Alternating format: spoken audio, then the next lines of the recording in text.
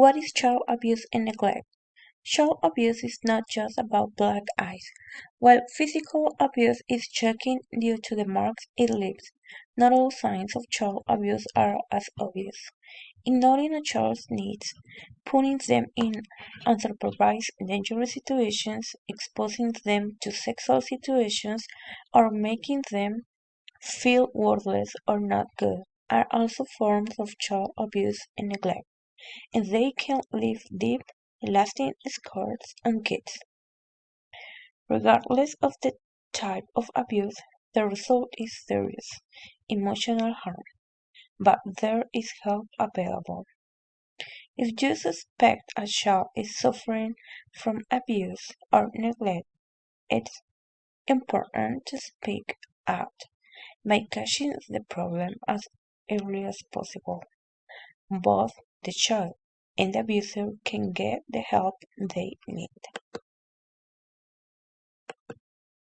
Effects of child abuse and neglect: lack of trust and relationship difficulties. If you can trust your parents, who can you trust? Without this base, it's very difficult to learn to trust people or know who is trustworthy. This can lead to difficulty maintaining relationships in adulthood. It can also lead to unhealthy relationships because the adult doesn't know what a good relationship is. Core feelings of being worthless. If you have been told over and over again as a child that you are not good, it's very difficult to overcome these core feelings. As they grow up, abused kids may neglect their education or settle for low paying jobs because they don't believe they are worth more. Sexual abuse survivors with the stigma and shame surrounding the abuse often struggle with a feeling of being damaged. Trouble regulating emotions. Abused children cannot express emotions safely. As a result, the emotions get stuffed down, coming out in unexpected ways. Adult survivors of child abuse can struggle with unexplained anxiety, depression, or anger. They may turn to alcohol or drugs to numb out the painful feelings. Recognizing the different types of child abuse. Abusive behavior comes in many forms, but the common denominator is the emotional effect on the child. Whether the abuse is a slap, a harsh comment, stony silence, or not knowing if there will be dinner on the table, the end result is a child that feels unsafe, uncared for, and alone. Emotional abuse. Contrary to some people's belief, words can hurt and emotional abuse can severely damage a child's mental health or social development. Examples of emotional abuse include constant belittling, shaming, and humiliating, calling names and making negative comparisons to others, telling a child they are not good, worthless, bad, or a mistake, frequent yelling, threatening, or bullying, ignoring or rejecting a child as punishment, giving them the silent treatment, limiting physical contact with a child, no hug, kisses, or other signs of affection, exposing a child to violence against others, whether it's against the other parents, a sibling, or even a pet. Child neglect. Neglect, a very common type of child abuse, is a pattern of failing to provide for a child's basic needs, which include adequate food, clothing, hygiene, or supervision. Child neglect is not always easy to spot. Sometimes A parent may become physically or mentally unable to care for a child, such as in cases of serious illness or injury, or untreated depression or anxiety. Other times, alcohol or drug abuse may seriously impair judgment and the ability to keep a child safe. Physical abuse. This involves physical harm or injury to the child. It may be the result of a deliberate attempt to hurt the child or excessive physical punishment. Many physically abused parents insist that their actions are simply forms of discipline, ways to make children learn to behave. But there is a big difference between using physical punishment to discipline and physical abuse. With physical abuse, the following elements are present: unpredictability. The child never knows what is going to set the parent off. There are no clear boundaries or rules.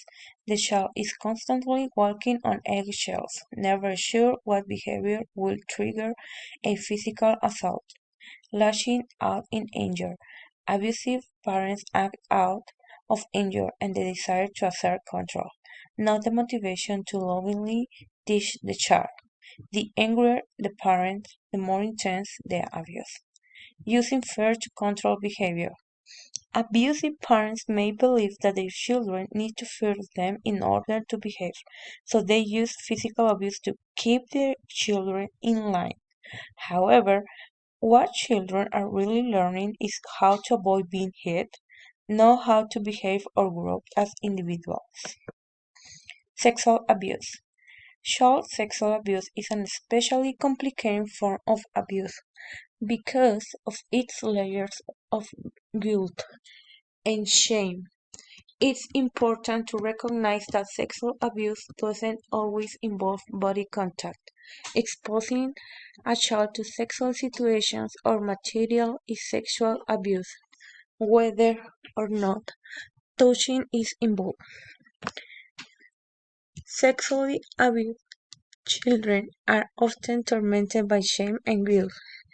They may feel that they are responsible for the abuse or somehow brought it upon themselves. This can lead to self-loathing and sexual and relationship problems as they grow older. The shame of sexual abuse makes it very difficult for children to come forward. They may worry that others won't believe them, will be angry with them, or that it will split their family apart. Because of these difficulties, false accusations of sexual abuse are not common, so if a child confides in you, take them seriously. Risk factors for child abuse and neglect. While abuse and neglect occurs in all types of families, children are at much greater risk in certain situations. Domestic violence, even if the abused parents doing their best to protect their children, domestic violence is still extremely damaging. Getting out is the best way to help your children. Alcohol and drug abuse. Parents who are drunk or high may be unable to care for their children, make good parenting decisions, or control often dangerous impulses. Substance abuse can also lead to physical abuse.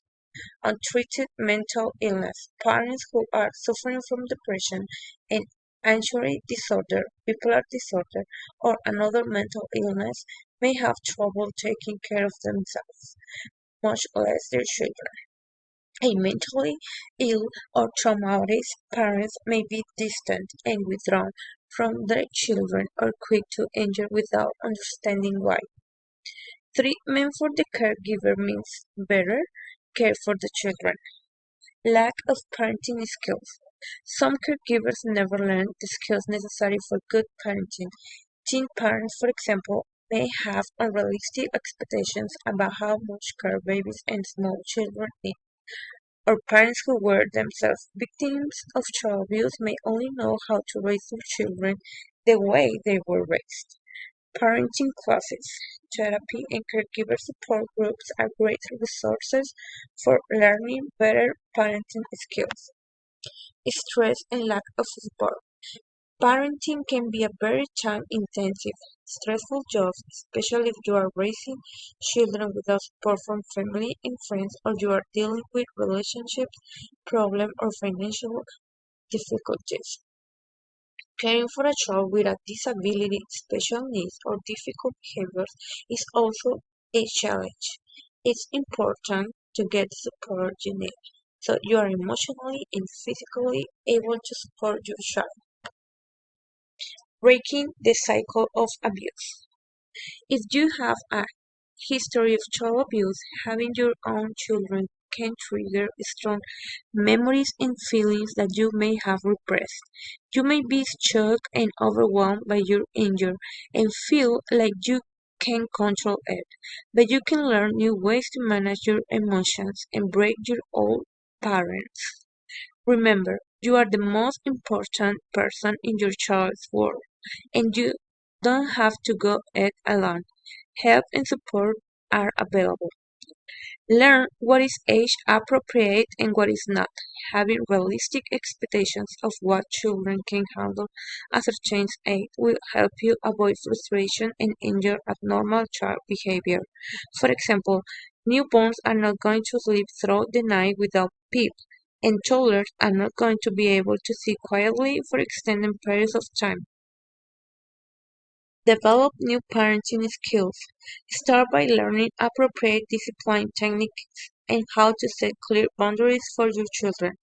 Parenting classes, books, and seminars offer this information. You can also turn to other parents for tips and advice. Take care of yourself.